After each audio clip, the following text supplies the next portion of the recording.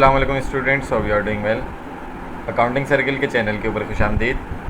Student, जैसा कि आपको मालूम है कि board of intermediate education Karachi ने आपके लिए एक न्यू चीज़ मुतारिफ़ करवाई है, जिसके अंदर आपका जो MCQs का तरीका है वो अब ट्रेडिशनल तरीके से नहीं होगा कि पहले आप अपनी आंसर शीट के ऊपर, आंसर स्क्रिप्ट के ऊपर कोड नंबर लिखते थे, सेक्शन ए लिखते थे और उसके बाद आप क्या करते थे कि जो आपका ऑप्शन होता था, फॉर एग्जांपल किसी का ऑप्शन ए है या बी है या सी है या डी लिख के उसका आंसर लिखते थे। अब उस ट्रेडिशनल तरीके से आपके MCQs को नहीं लिया जाएगा, बल्कि अब आपके पास जो तरीका मुतारिफ़ करवाया गया है वो है OMR, यानी कि ऑप्टिकल मार्क रीडर कह लें या रिकग्निशन कह लें। तो इसमें क्या होगा बेसिकली कि ये इस तरीके से फॉर्मेट है जो कि मैं आपको पूरा समझाऊंगा।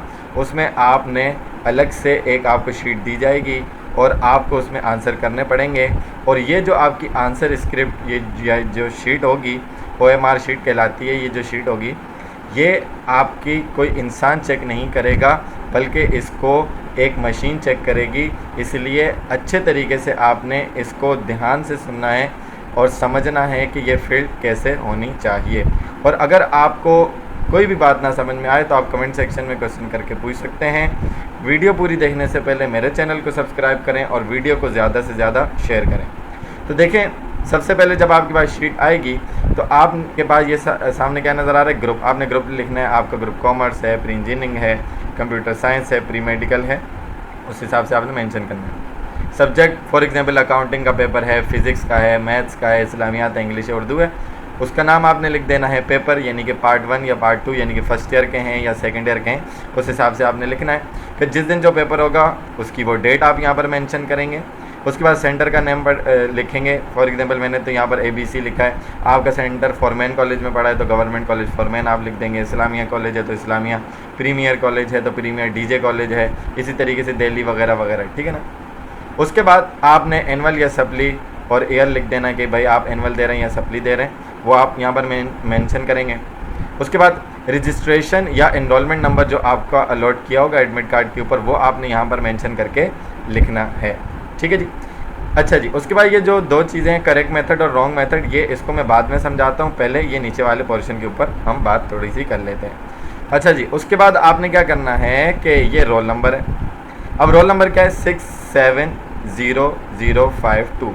अब ये 6 है, ये 6 सबसे पहले आ रहा है तो 6, इस 6 को आपने मार्क करना है कि भाई सबसे पहले 6। सिर्फ रोल नंबर मेंशन ही नहीं करना, बल्कि यहाँ पर इसको फील्ड भी करना है। थोड़ी देर के बाद मैं आपको बताऊंगा भी कि आपने फील्ड करना किस तरीके से है और किस से करना है, ठीक है ना। फिर आ रहा है 7, और 7 है दूसरे नंबर पे, तो ये 6 था, ये 7, ये 7 दूसरे नंबर पे, तो आप इसको कम्प्लीटली अच्छे तरीके से फील्ड करेंगे। उसके बाद है 0, 0 कौन से नंबर पे, सब तीसरे नंबर पे, तो आप इसको दोबारा से फिल करेंगे, ठीक है ना। कम्प्लीटली फिल किएगा यहाँ पर, तो फिर मैं आपको थोड़ा सा जल्दी जल्दी बता रहा हूँ। उसके बाद दोबारा 0 है तो इसके बाद भी नेक्स्ट 0, ठीक है ना। ध्यान से समझना है आपने, तो इसको आपने फिल कर दिया फॉर एग्जांपल। उसके बाद 5 है, 1 2 3 4 5, 5 नंबर पे 5, तो 5, 1 2 3 4 5, तो ऐसे करके आपने इसको फिल करना है। आगे पीछे नहीं होना चाहिए। अगर मशीन ने गलत रीड किया तो आप के साथ MCQs के अंदर मसला हो सकता है। उसके बाद 2 है, 2 लास्ट नंबर पर है, तो ये रहा 2 और बिल्कुल लास्ट, और ये आपने इसको फिल यहाँ पर कर दिया, ठीक है जी। ये आपका रोल नंबर हो गया। उसके बाद अगर जो आपके पास MCQs का कोड नंबर है, फॉर एग्जांपल मैं कहूँ MCQs कोड नंबर 13 है, तो आप क्या करेंगे, 1 सबसे पहले, तो इसको रिफिल करेंगे, ठीक है ना। और उसके बाद क्या है, 3 है, तो इस 3 को यहाँ पर रिफ़िल करेंगे। समझ में आ रही है बात। इसी तरीके से कोई सा भी दूसरा कोड नंबर होगा उस हिसाब से आपने इसको रिफ़िल करना है। उसके बाद जो आपकी answer script number sheet number होगी, जो कि सीरियल नंबर उसके ऊपर लिखा होता है, उसको आप रिफ़िल करेंगे। तो फॉर एग्जांपल यहाँ पर सबसे पहले 1 है, तो आप इस 1 को फिल करेंगे, ठीक है ना।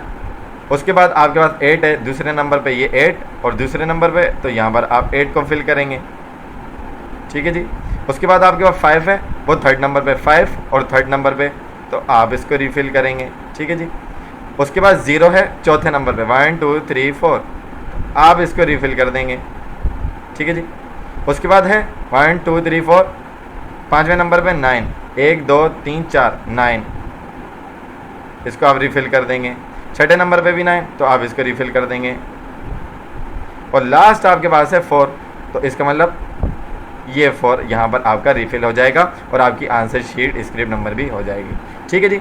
उसके बाद आपके पास MCQs जो 40 जो आपका मार्जिन रखा है 40 MCQs का, उस हिसाब से आपने करेक्ट ऑप्शन के ऊपर आंसर लगाना है। फॉर एग्जांपल पहले का आंसर अगर बी है तो आप बी के ऊपर फिल करेंगे कम्प्लीटली, ठीक है ना, अच्छे तरीके से। अभी बाद में मैं आपको इंस्ट्रक्शन भी कुछ दूंगा, सही है जी। अच्छा, तो इसी हिसाब से अगर किसी का आंसर ए है तो आपने उसको ए में फिल कर देना है और एक एक करके आपने तमाम आंसर को करेक्टली फिल कर देना है। ठीक है जी। अब मैं बात करूंगा आपसे करेक्ट मेथड या रॉन्ग मेथड की।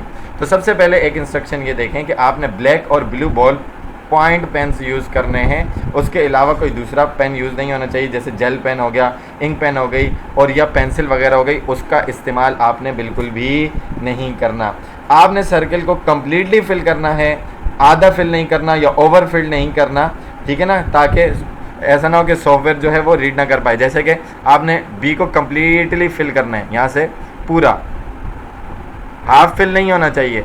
जैसे हाफ फिल में मैं कहूँ कि ऐसे करके यूँ फिल कर दिया, ऊपर का मार्क छोड़ दिया, या मैं कहूँ कि ओवर फिल कर दिया, ओवर फिल आपने इतना कर दिया कि भाई इसके बाहर निकल रहा है, ऐसा नहीं होना चाहिए, ठीक है ना, बिल्कुल गलत हो जाएगा। आपने ना टिक मार्क करना है और ना ही क्रॉस मार्क करना है कि भाई पहले का आंसर ए है तो इसको यूँ टिक कर दिया, या इसका आंसर डी है तो इसको क्रॉस मार्क कर दिया, ऐसा भी नहीं करना।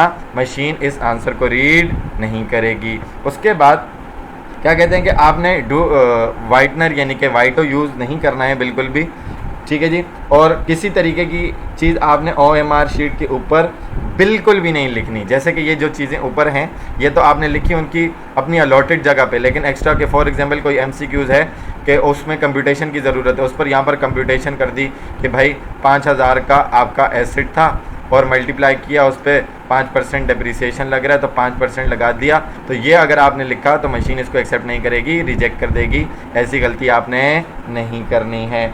उसके बाद आपने अपनी OMR शीट को फोल्ड भी नहीं करना है, जैसे भरी जैसे आई ऐसे सिंपली आपने उसको आंसर शीट या कॉपी के साथ अटैच करके दे देना है, इसको बिल्कुल भी अलहदा से नहीं करना। उसके अलावा आपने एक सर्कल से ज़्यादा सर्कल फिल नहीं करना कि भाई फॉर एग्जांपल इसका आंसर आपको लगा डी है, फिर आपने इसको बी भी कर दिया तो मशीन इसको भी एक्सेप्ट नहीं कर रहेगी। तो इसीलिए आप अच्छे तरीके से तैयारी करके जाएंगे और एक से ज़्यादा सर्कल को फिल नहीं करेंगे।